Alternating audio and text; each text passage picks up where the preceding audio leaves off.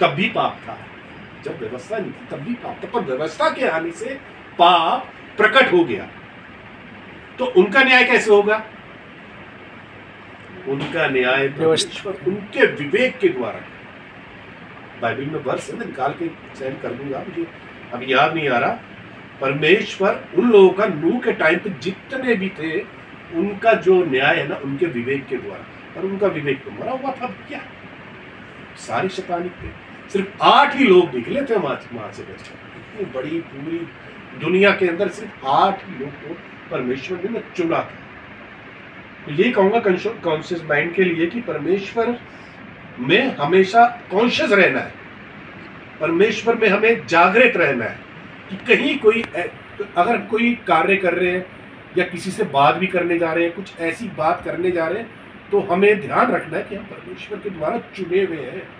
तो हमारे मुंह से कोई ऐसी कोई बात ना निकल जाए, जैसे कि साफ बोल रहा है कि इससे मैं आप ही यत्न करता हूं कि परमेश्वर की और मनुष्यों की दृष्टि में मेरा विवेक सदा निर्दोष रहे।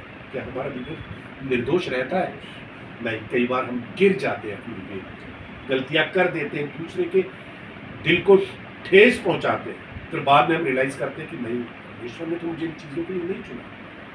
हमें परमेश्वर से माफ़ी मांगनी चाहिए इन चीज़ों के लिए, और उन सारी बातों को पीछे छोड़कर जो परमेश्वर ने अपने ताज के लिए हमें दौड़ाया है ना, उस पुरस्कार के लिए हमें दौड़ना है।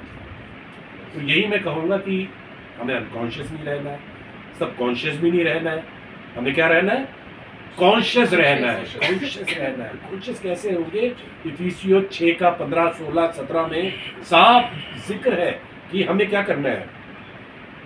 पढ़ देता हूँ मैं, हमें क्या होना है। इफिसियों 6 का